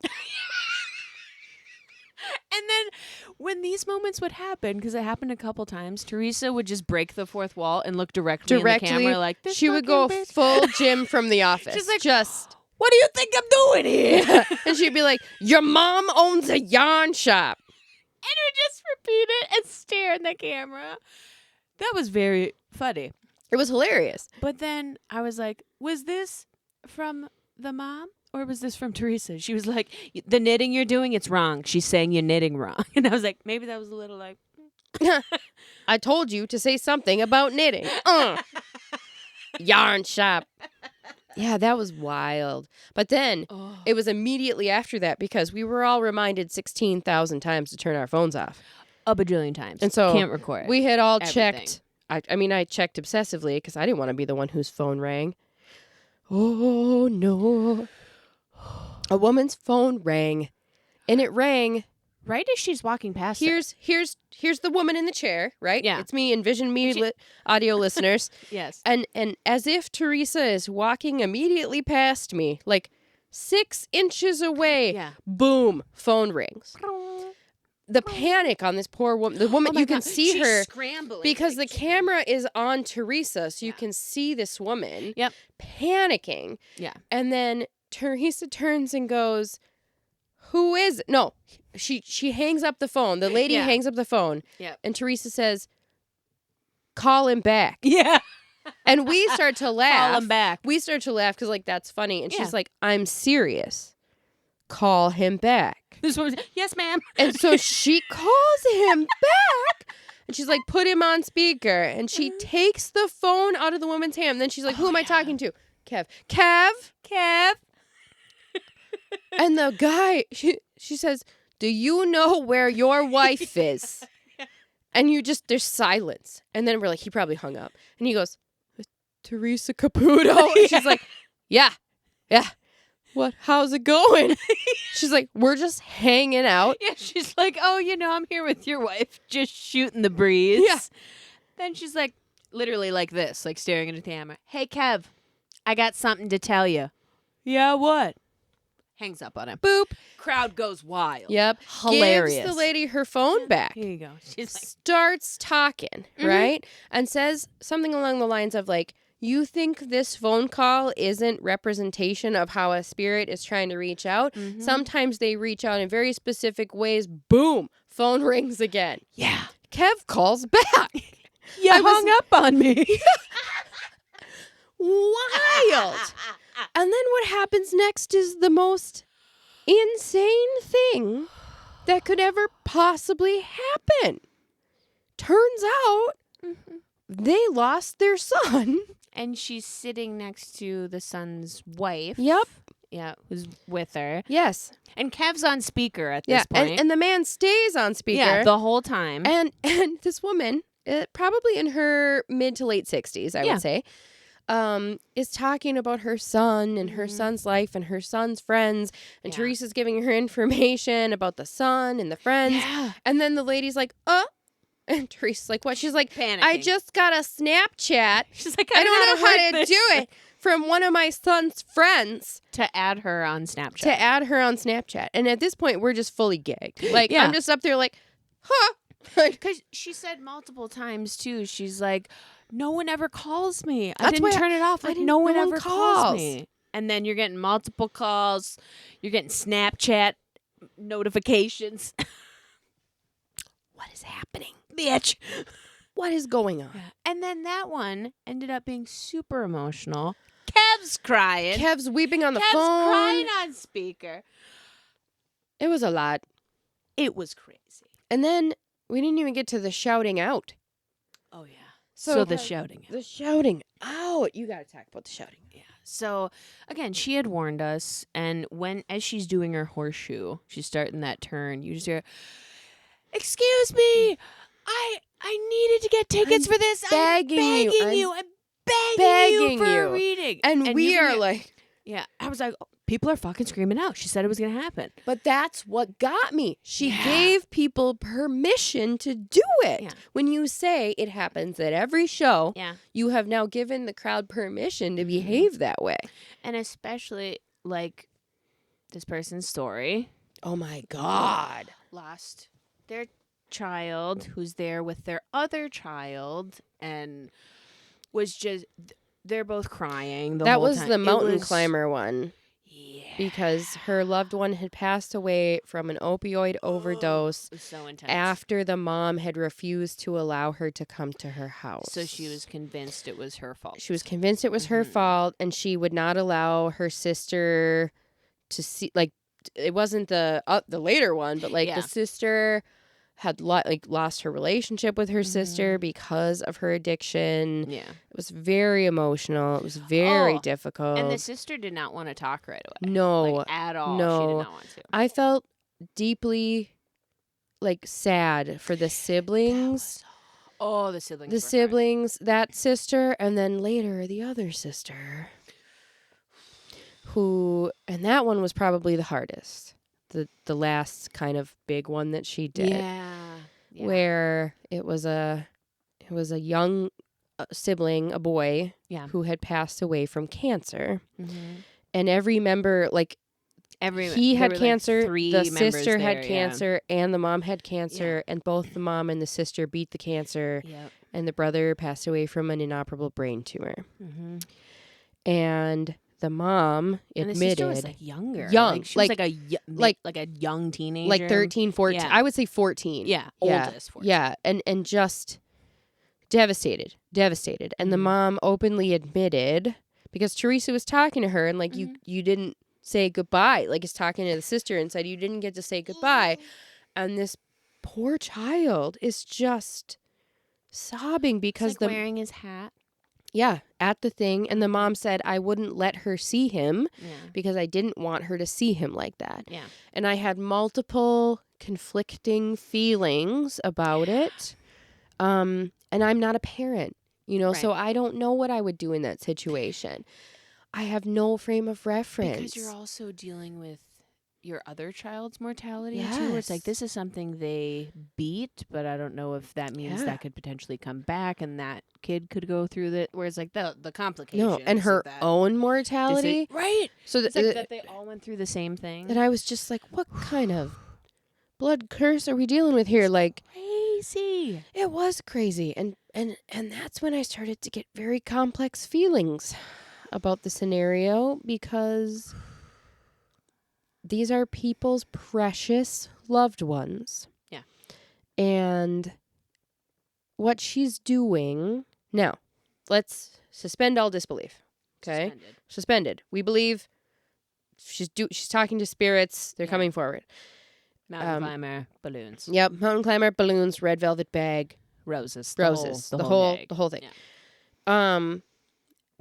If this is true, she provided for these people a feeling that could otherwise never be provided. Yeah. There's no scenario in life in which you can have someone tell you this information. Now, going back into my struggle with belief, every single interaction ended the same way. They want you to move on with your life. Yeah. They want you to live. Now, this is what all of us hope and wish our loved ones would think and say if they were to pass away in an untimely fashion. Mm-hmm. That is a totally natural thing to want. You want, especially if they passed away from suicide, especially if you thought apologies. A lot of I'm sorry. She said she's sorry. Like, it's not your fault. Don't blame yourself. Like, that's where we were talking about how complicated that is, where it's like it's a big and also big thing to drop, and it's and the phrase, I can see things differently from the other side. He has a different perspective from the other side. If she found out that they had a disagreement or an argument before they passed away. They forgive you. Or they're asking for your forgiveness, or they're sorry. And I was like, I have very complex feelings about this. It is, might say, a controversial thing. Yeah. In doing that with everyone she talks to, because again, she is claiming everyone she's talking to is in his light. And she gave an explanation, didn't she? She said if a soul does not walk in God's light, they have to speak through another spirit. Yeah. So it's not that I can't hear them. Tell Jim I said it's whatever, spiritual telephone. And I was like, but there's an answer for everything in there. And that one she can't communicate with, she can see, but doesn't communicate it's like directly with. 2 words, like like just trying to do baseball signals. Like that's the vibe though. But she, in doing this, she is assuming that everyone she's talking to is the good person in whatever scenario that is. Yes. So that's where it's I don't know. I feel some type of way about it because it's just like they forgive you. You didn't do it. Where it's just an immediate acceptance without unless she's a medium. Right. Without knowing deep-rooted, intense history, where I'm just like, I wonder how that affects all of these people's lives moving forward. Yeah. And how they alter their behavior based on what she's telling them. And for good or bad, but I'm conflicted. Because, and I can best express this through a sentiment that has already been expressed by two people you have definitely heard of. Penn and Teller. And a lot of people will say, like, it's no different than believing in magic. And I'm like, but not that kind of magic. Not witchcraft. Not a spiritual type of magic. With a K. Yeah. Like, when you go to a Penn and Teller magic show, you know you are being tricked. You just don't know how they're doing it. It's an illusion. Yeah. And you're keenly aware. You go see David Blaine, you know you're being tricked. He just figured out how to swallow a fish. Yep. He's got a lot of water in his tummy. Yeah. You know, like, part of your brain is fully aware that you are being fooled. Sometimes it's so shocking and your brain can't figure out how he does it. So you go full Harrison Ford and you say, get the fuck out of my house. I mean, when he cuts open the orange and he's smiling as he's get the fuck out of my house. Yeah, he's like, I wouldn't want Han Solo to look at me like that. I don't want Indiana Jones to look at me like that. No. I love you. I know. Get out of my house. Get out of my house. Like, no. I'd be like, yes, sir. So you know, right? Your brain on some level knows, like, whoa. Yeah. But it's scary because it's so disarming. Because when your brain doesn't know what to do with it, you panic. Yeah. You know, it's the same as when, this is a conversation I was having with the Commodore. When you see something and you don't know what it is, your brain's natural, it's involuntary. Lizard brain. Yep. You make it into something. Yeah. You know? So, like, when he was on the pod, we were talking about Sasquatch. Yeah. And he had an experience when he was young and he saw something on a trail. Yeah. And to this day, he doesn't know what it was. Which is scary. Know what it was. And he was like, and some of the friends that were with him are adamant, like, it was a Bigfoot. Like, we saw a Bigfoot. And he was like, I cannot say that I saw a Bigfoot. Because you don't know. All I can say is that I don't know what I saw, which is the difference. And this is the argument I get into all the time. It's one thing to see something you don't understand. It's another thing to see something you don't understand and then say you know what it is. Right. It was obviously a Bigfoot with rippling back muscles. Never will I let that go. I think it remaining, like, staying unknown is scarier to me. It's way scarier to people in general. Especially when it stays unknown with a very rational person. Oh, especially, you know you him. And the Commodore, too. You don't play that shit. No. We like to joke. We like to... Also, I'm the wooiest skeptic you've ever met. The wooiest skeptic. Because I want it to be real. Because you'll sit there and be like, bitch, I'm so scared. My tummy. Yeah. Bubbles. But you're also like... But also, we had a bag check. Snake. So it's like, I want to be able to not understand. I want to be able to go, I have no idea how that happened. But for him to say that, like, if you came to me and you were like, I saw something in the woods and I have no idea what it was, I'd be like, oh, God. Where are we moving? Yeah. We're burning them down. Whose car are we going to take? Starting the forest fire. Like, you know, like. Literally. Because. I'd be horrified. Yeah. Because it would be so intense for me to say to you, I have no idea what I saw in nature because of the context of how you know me. Mm-hmm. You know, like... That would scare the shit out of me. I have never been in the woods and not been able to figure out a sound I didn't understand or be able, you know, because of my personal life experiences. The Commodore does not play. He does not believe in anything spiritual. He's not. He's an atheist. Oh, no, he'll do a little jokey joke about it. Absolutely. Yeah. But when the rubber meets the road, he is like, no. However, he saw a thing. Everyone has their thing. And he doesn't know what it is. And he has to full stop there. Yeah. And he then doesn't know either way. Yeah. And then you have a conversation. He's like, okay, let's discuss this. Yeah. I saw a large, at least 6 foot tall shape that moved, that fully stood up, looked at us, and then scrambled up an embankment and disappeared.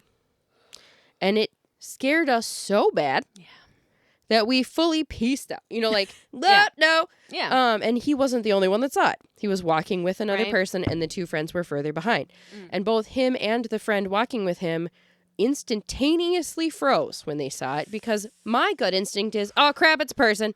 Yeah. Because you don't want to run into a sketchy person in the middle of the night on a dark trail when you're like a young adult. No. No. Absolutely not. No. That would be the worst case scenario. Choosing the bear.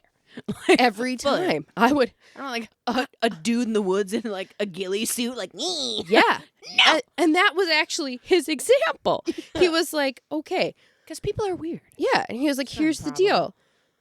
I have a set of information that I've learned as a living human being. In my experience as a person, what is more likely?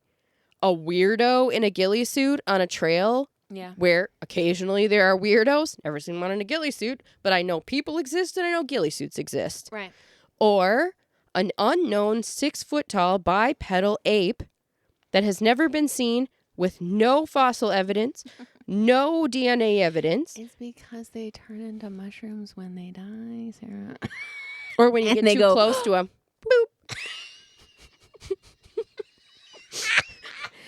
Boop. So, shaking off the cryptid blues here. But that's fair. But like that's the point. So like, what's, in life, Penn and Teller, Commodore, same vibes.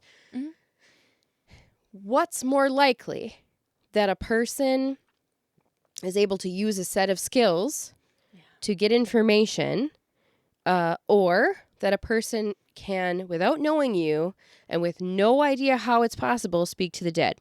Yeah. And in order to prove this point, there's an episode of this show. It is not available for free anywhere. It's on Prime, but you got to pay for it for whatever reason. Years ago, before we were together, the Commodore had already bought the first episode of Penn and Teller's Bullshit, which is the name of the show. The first one? Yes, which was really? Just about mediums. The entire first episode is just about mediums. Now, this show is old enough. Bring. Yeah, the call's coming from inside the house. The call is coming from Kev from inside the house. To tell you how old the show was, it aired on Showtime, which is why they were able to swear in the show. Yeah. And they love to swear, those two. That was a really good show. Super good. And the point I'm getting at is, what's more likely, that this can happen or this can happen? So they do a plant to show that it can happen. And they use former medium, now professional skeptic Mark Edwards, who goes into a crowd and does a cold read. And they go through the whole thing, and they run the show as if he is a medium. They don't tell us, the audience, that Mark Edwards is not a medium. You think you're watching a show and that he's one of the mediums they're trying to disprove. And then at the end of the episode, they go, gotcha, he's ours. He was a plant. We put him in there. He is a fake medium with the same success rate as the real mediums. And it's just, you're like, oh, shit. Oh, shit. And Mark Edwards is still doing this to this day. Really? Yes, he is an active professional skeptic. He is Harry Houdiniing people with Penn and Teller. And they address very famous mediums. Is it James Von Prague? Von Prague is the last name. Now, is that the celebrity one? Yes. Okay. Yeah. So Von Prague was like pre-John Edwards. Yeah. Yeah. So it's like Von Prague, Sylvia Brown, John Edwards. Yeah. Now, this is where it gets tricky. I know people have interacted with Von Prague, right? Like have gone to Von Prague and believe in Von Prague. Yeah. And I had a really amazing conversation recently with a person who did directly work with Von Prague. Really? And was talking to me and said said to me actively because I was describing this experience with Theresa Caputo. And originally when Theresa first came out, apparently Von Prague was really, really negative about her. Like that she's a hack. And this person said at this gathering, talking shit. Yeah, but now they collaborate. So, but JK. this conversation really got me thinking a lot about my stance on it, because I was describing my feelings about cold reading, and this person's commentary was, you sound like a skeptic. Yeah. And I said, I do. I have to admit, I do sound like a skeptic. But I didn't get a reading. Yeah. Would I have walked out of there as a skeptic if she had come up to me and said shit that I was like, holy crap.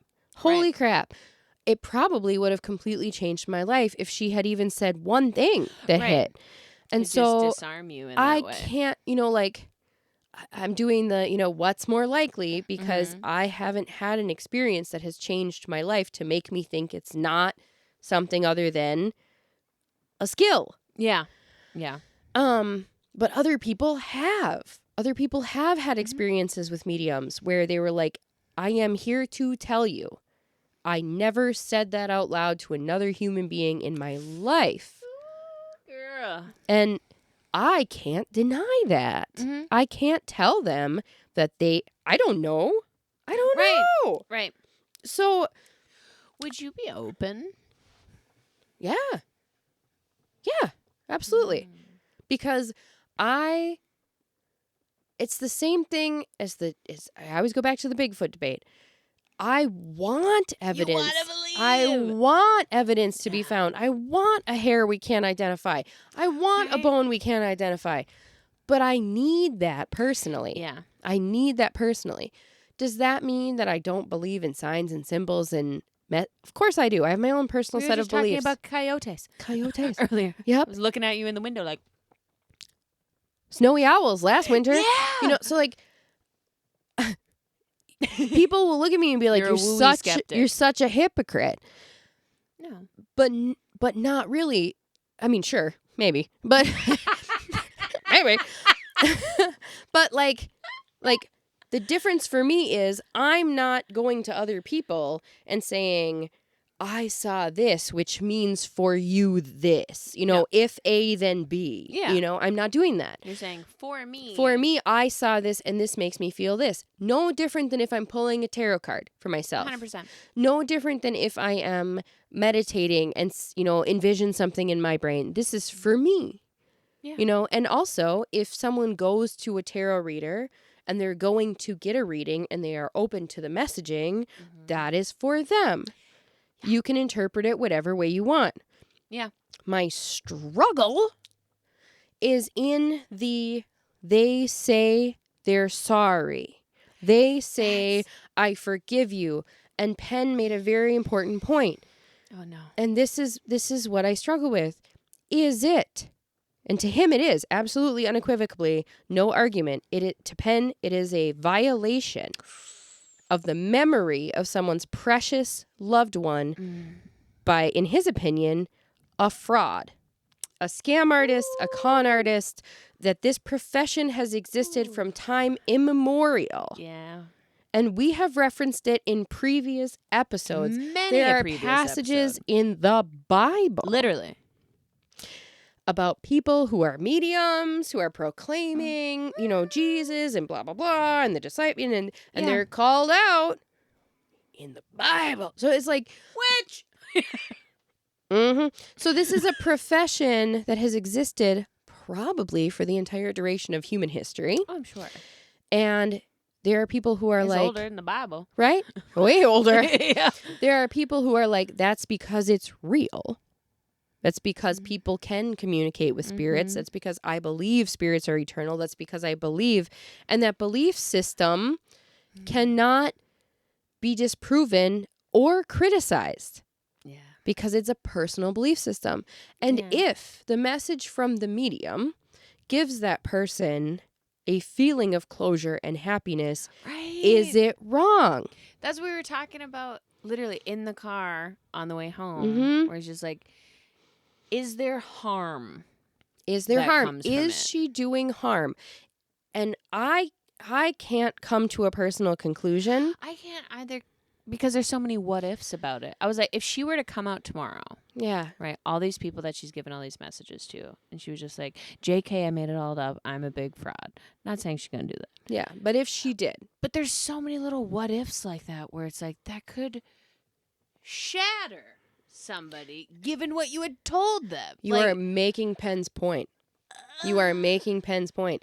Because his point is, it doesn't matter if it brings closure. It doesn't matter because it is putting a false memory. It is giving a false memory to a person about a deeply personal loss. And best case scenario for him, as a 100% true skeptic, best case scenario for him is that hopefully a person isn't permanently damaged. Worst case scenario, you are permanently altering their view of a deceased person, which you said, like, what if one of those people, she was like, he said he forgives you. What if their dad was a complete piece of shit? Right. She's making this assumption that the spirit was loved by the people. I had that feeling a couple times throughout the night where I'm just like, how can you say that to these people? And these people are sobbing. Yeah. And they're like, thank you. Like, oh my God, like I needed to hear that. Like, yeah, fair enough. And they do need to hear it because of the pain. But it's also part of me, because again, I go back and forth on it where I'm like, okay, people could find closure, but I'm also like, what if creating a potentially false idea of that person is hindering you from true closure? Yeah. Because you're putting a bow on what potentially with a lot of these scenarios are a lot of ugly, like gruesome situations. They were very and gruesome. You're just like, but actually everything's good and he's cool on the other side. Like, and there's so many complicated emotions with all that are just now neatly boop. And there's an elephant in the room. There's an elephant in the room. And the elephant in the room is dollar bills. If she was doing this, yes. It's giving like magical elixir, blah, blah, blah, blah, blah, blah. Like, that's what the jewelry was for me. Yes. So I was like, what's this jewelry about? Because and I'm not. It was for spiritual protection. Again, obviously, I just made a fucking thing. I'm not talking shit. It's just, I feel like when you have a little bit of skepticism, you start picking at everything. Which is what I'm doing in this scenario. Like, and again, to avoid the specter of hypocrisy, right? Like, I run Sarah's Serpentarium. In the future, I am going to be offering, full plug, I'm going to be offering classes. Yes. One of the classes that I'm going to be doing is a little spell bottle class. Yeah. And people will be paying money for the supplies to do the spell bottle class. Yes. I am not selling them a set of beliefs. I am selling them, here are the physical objects. Here are some ways that they can be used as symbols. You can put them into this jar, and you can do what you want. This is literally what we talked about earlier. Mm-hmm. Remember our conversation this morning? Yeah. Yeah. With the art. You're teaching someone how to do it for themselves. Yep. So, like, here's a demo. If you want to do this, you can sign up to do this. Mm-hmm. Is that different than paying for a ticket with Theresa Caputo? They did that of their own free will. No one forced them to. Right. Again, complicated feelings. So, roller coaster of emotions. But But when you are doing a spell bottle class, you are not saying, if you wear this, you will be protected from all harm. Mm-hmm. Spirits will not damn. You can fly. Yeah, they're not saying the soul of your grandmother will enter this bottle. No, she's here now. Oh. That's the thing. I want grandma in there, right? Watching. She wouldn't anyway. Stuff. She's like, Sarah, no. Shout out to Eunice. Marie. Gma. So, again, it's the line. The line's all over the place. But the line is a horseshoe. Yeah. Oh my God. You did like a triple take. I went full Jim Carrey as the mask. I went, yeah. Now, for a real and legitimate skeptic with no woo in their veins. No woo. Pen, the Commodore, not a drop of woo. Mm-hmm. Although, I'll tell you a little tale after that. I'm going to get him one of these days. Yeah. To them, it's black and white. Mm-hmm. The loved one has passed away. There is no empirical data to show that we can communicate with them. Therefore, it cannot be proven, which means until it is proven, the burden of proof is not on the non-believer. It's the same as science. We've had this debate with a person who shall remain nameless. Because I can't disprove, that Bigfoot doesn't exist, is not a lack of evidence, is not evidence. No. And you could say that for any argument ever. Really. Literally. Yeah. A lack of evidence is not in itself evidence. Yeah. Well, you can't not prove. You can't not. Bitch. No. God damn it. Stop. Oh. I just. Now, again, I just feel like I have to keep reiterating it. I am not attacking a person's personal spiritual belief. If you believe that Theresa communicated with your loved one and that is bringing you closure, or if you believe that mediums are real. Now, also, fun story, I know a medium. Yeah. Super nice. Do I think that she's a charlatan and a huckster? No. See. No, I don't. So, do I think that she's trying to rob people of the memories and personal experiences of their loved ones? No. So, where's the line? It's complicated. I want to know. I really do. I want to know what people think. I want to know what the goblins think. I want to know. Yeah. Because I wrestle with it. Because also, if I was in their shoes, and I desperately wanted that, and I got it. Yeah. That would be life-changing. And the question keeps coming up. Where's the line? Where's the line? Where's the line? You're searching for something. You're searching for forgiveness or an apology or something. It's okay for me to move on. Like that one gal whose husband... She found new love. Which is he asked me if he could move in and we could get married, and I told him no. And everyone's like, woo! Yeah, literally. I was like, good for you. But then Theresa, she's like, your husband said he'll always be a better kisser, though. And then I think she was sitting with her daughter. She's like, he is. She did. She was like, it's true. It was really funny. And I was like, I hope your guy doesn't see this. Oh, man. So, but again, it circles back. We all want the same things. We all want closure. We want happiness. We want love. We want peace. We want to know our loved ones are okay. If we believe in a soul, if we believe in an afterlife, if we hope that they, continue to exist in some form somewhere. Yeah. If that is a universal hope, are you a villain for preying upon that? Yeah. Or are you a hero for providing it? Or are you somewhere in between? Are you just a little bit above? Yeah. Because this, again, so skeptic side. Yeah. Coming from someone who has paid more than once to have a one-on-one with a medium, more in the shamanistic journeying sense. Mm-hmm. But Well, same vibe. Yeah. But not to speak to dead loved ones, but Yep. other things. Other things. Yeah, you know. But that's fully that's where I'm going into it. Yeah. But I feel like you and me had damn near the same reaction to it. We did. Where it was just like, whoa, bitch, whoa. Like, yes. It was so, but I think the showmanship of it was meant to do that to you. Yes, it is, because if you're off balance, yep. And you want to know more. Prove it. That's me. I'm used to, I want to hear more. Do more. Be more specific. Be more specific. Yeah. And when the medium says, I can't, I can only say what they show me.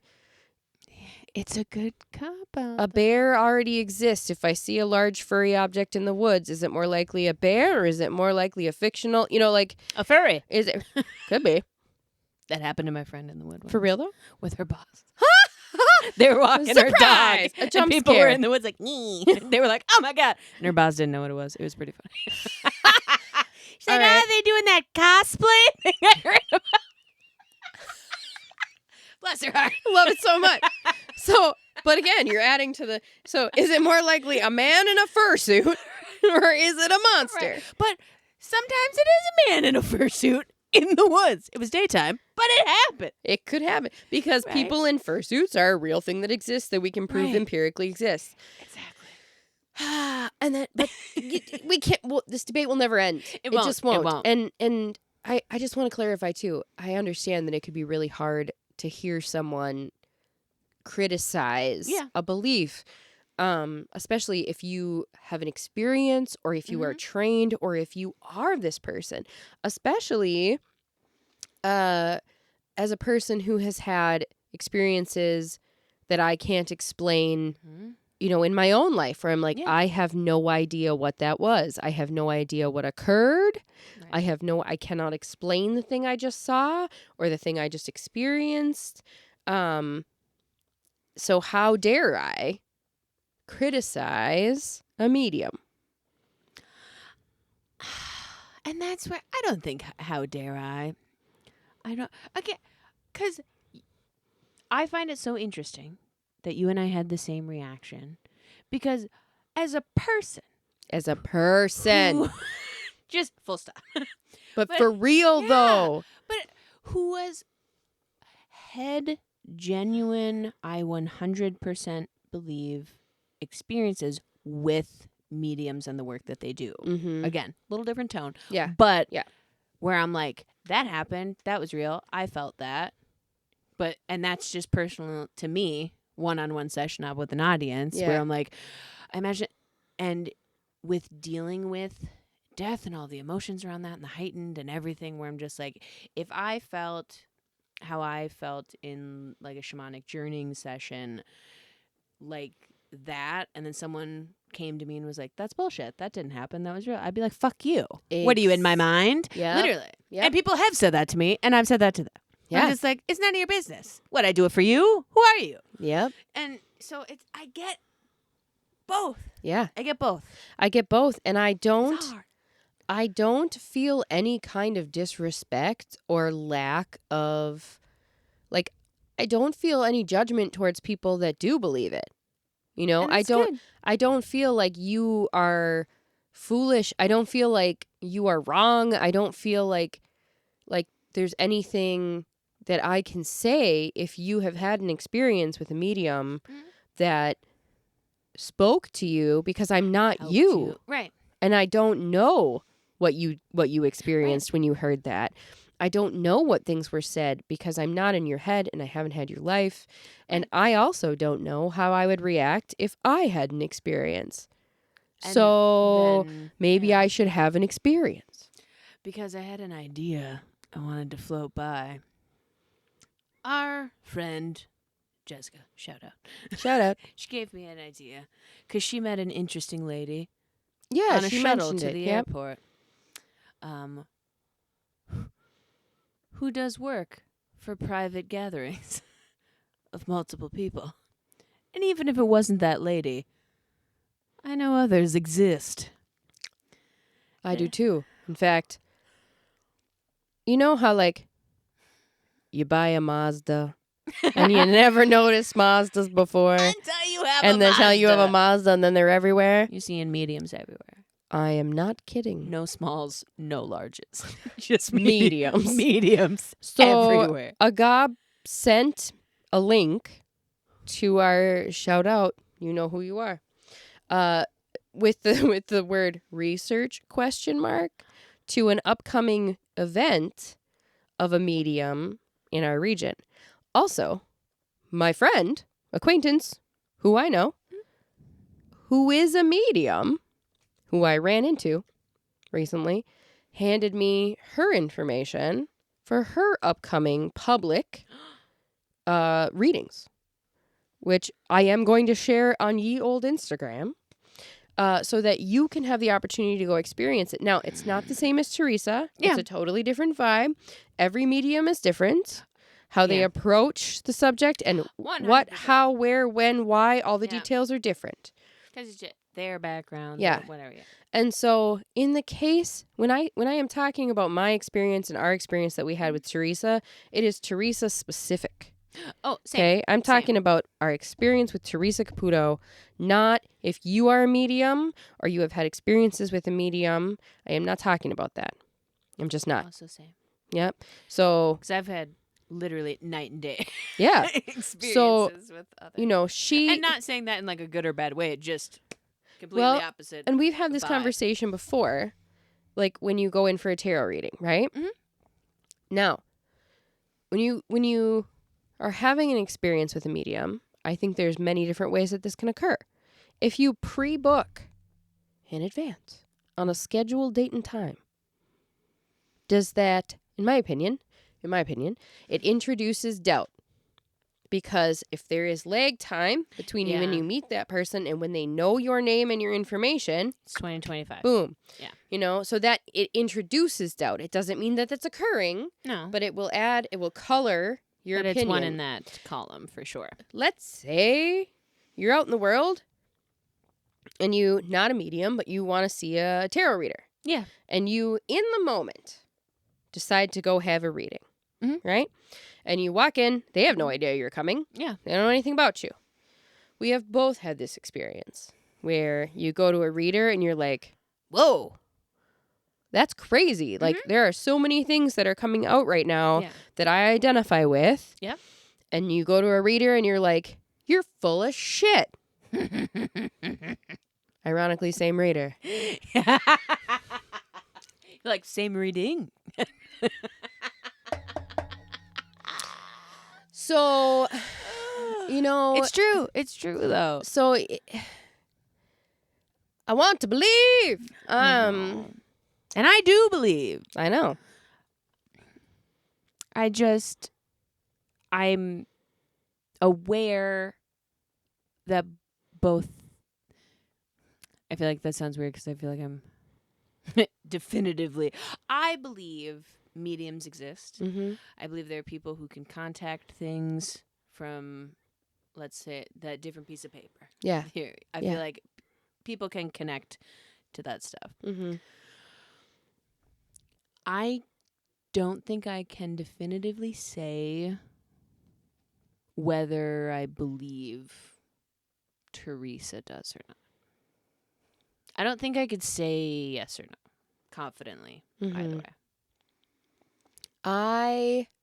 But I believe they exist. I can say that I hope she's real. Media training. She's been on the news a few times. Yeah. Kills it over there. Yeah. Thanks. So I hope, for the sake of the people that she interacts with and for the well-being, that it provides them, that it's real. Because the alternative is too heinous to comprehend. Dark-sided. Yeah. And because the amount of people it would yeah. And I think that that is ever growing. well. Yeah, because the longer you do the profession, the more people you encounter. She's on the road. Yeah. She's got a show. So she's booked. Yeah, I just and highly favored. Very much. Hey, Spirit. Sorry. She's not Southern. It kind of comes out It's just of me. the hey spirit for some reason. Just that part. Yeah, so I hope it's real. For my own personal set of beliefs, would it give me a sense of peace to know on multiple levels that a loved one that I miss dearly is okay and that there is a life after this? Of course. Right. Who wouldn't want to believe that? I don't want there to be a void. Right. And that they're hanging out with other homies. Yeah. That are in the same room as right? you, right? That's amazing. That would be wonderful. But it is and will forever remain the quandary of mortal human existence that we will never, ever know. Yeah. For sure. For sure. I cannot say that. And now that we have wrapped up, Miss Theresa, and I know we've been gone for a minute. We have. But I do want to get this going because I have been loading in all the books I have read in my life into my Goodreads. Oh, yeah. Which is taking longer than I thought. Which is when good I maintained a Goblin Squad Goodreads list for each episode? Year one. It was bright and shining. Well, I'm like, here we don't have to do it for each episode. No. I'm like, what if, which we kind of did like a soft launch. We did. You and I. We did. With the Goblin Squad book club.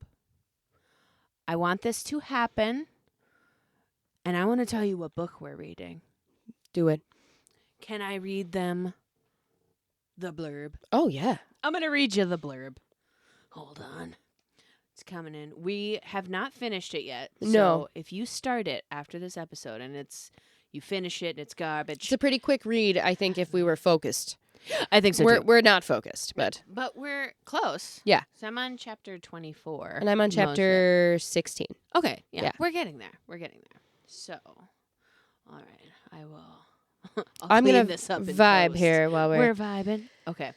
So the book is called The Hollow Kingdom, and it is by Kira Jane Buxton. Mm-hmm. And we're both listening to the audiobook right now, which I think highly recommend. It took me a hot minute with the narration. Yeah. I was like, where is this going? But it's now, the only voice I can hear now. But now that I know the character, that's just his voice. So I'm like, oh, yeah, that makes total sense. It's him. So, The Secret Life of Pets meets The Walking Dead. In this big-hearted, boundlessly beautiful romp through the apocalypse, where a foul-mouthed crow is humanity's only chance to survive Seattle's zombie problem. ST. Should we tell him what it stands for and let him find out? Let him find out. You can look it up. You have Google. A domesticated crow is a bird of simple pleasures, hanging out with his owner, Big Jim, trading insults with Seattle's wild crows, i.e. those idiots, and enjoying the finest food humankind has to offer, Cheetos. Obsessed with them. So good. But when Big Jim's eyeball fouls out of his head, ST starts to think something's not quite right. His tried and true remedies, from beak-delivered beer to the slobbering affection of Big Jim's loyal but dim-witted dog Dennis, fail to cure Big Jim's debilitating malady. ST is left with no choice but to abandon his old life and venture out into a wild and frightening new world with his trusty steed Dennis, where he suddenly discovers that the neighbors are devouring one another. Local wildlife is abuzz with rumors of dangerous new predators. Humanity's extinction has seemingly arrived. The only one determined to save it is a cowardly crow whose only knowledge of the world around him comes from TV. What could possibly go wrong? And it is great. It is so fucking funny. It is really funny. It's really funny, and it is the zombie apocalypse POV of animals and pets. Yeah. And like zoo animals, wild animals on the street. It gets you. It swings, like it'll be so funny and then all of a sudden you're like, Oh my God. Just like Murders envision. are forever. But I love that with the funny, with the heartfelt, and that just goofy at some point, and like a little scary. There are, they're not, spoilers, they're not slow zombies. They're fast zombies, which you know how I feel about fast zombies. Stressful. I don't so stressful. I can deal with Yeah, because you feel like you could get away from them. Zombie. No, these don't lumber. No, these don't you lumber. can just throw down some marbles. My limbs. Just bucket's head. Mustard seeds. Mustard seeds. Yeah. Yeah. But you and I are reading that. Yes. So we are, what? Average, maybe 3/4 of the way through. Mm-hmm. So if you would like to start and add us on Goodreads, do it. We're going to grow it.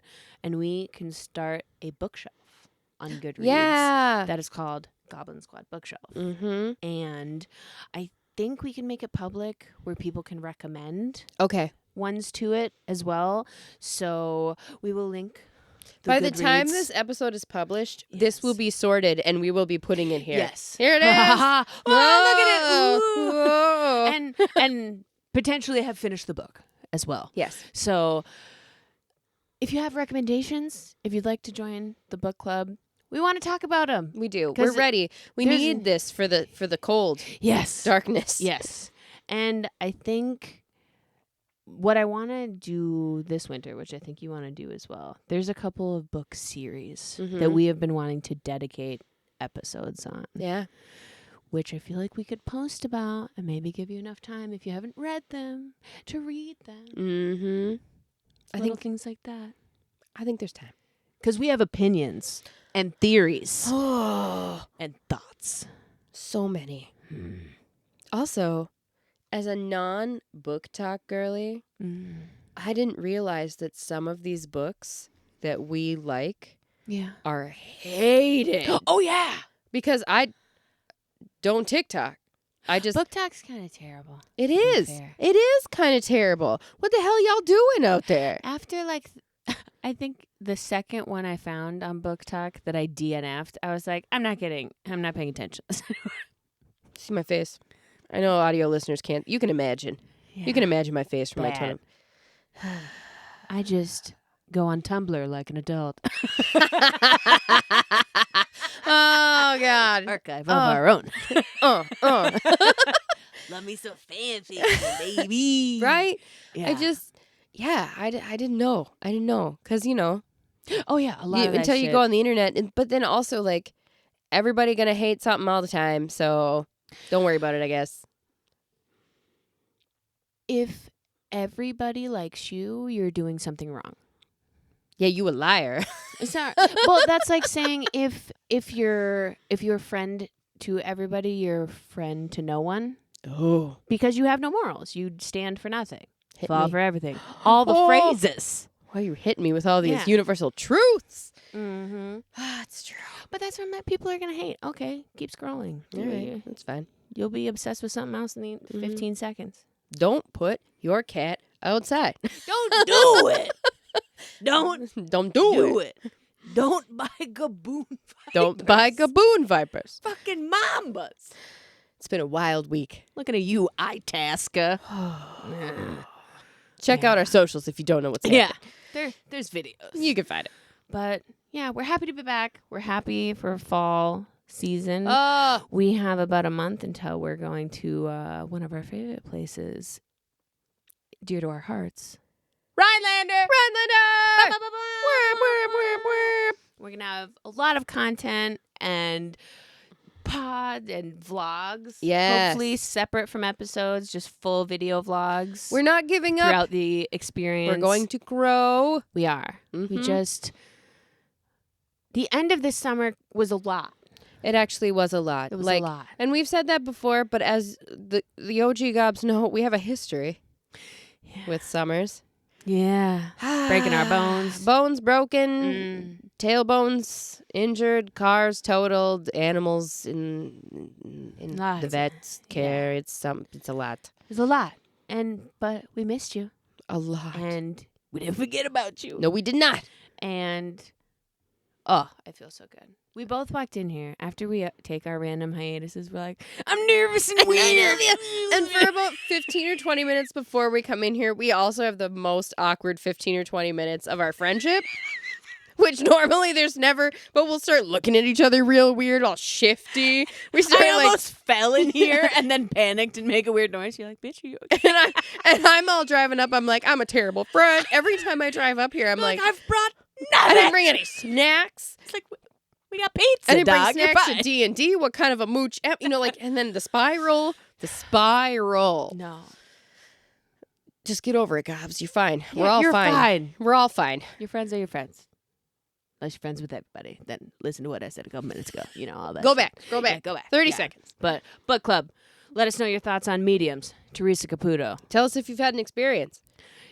Fuck yeah. Also, if you don't know and you're not sure, go have an experience. Yes. We will share some experiences that are coming up in our area if you're a local gob, and I'm sure there are experiences in your area. So we will share some opportunities in the area. Go Maybe have we'll an see you at experience. one. Form your own opinions. You know, you've heard us talk about it. Figure out what you think. Yeah. And if you go to one but you weren't feeling it and you're still interested, not all mediums follow the same practices, religious systems, everything.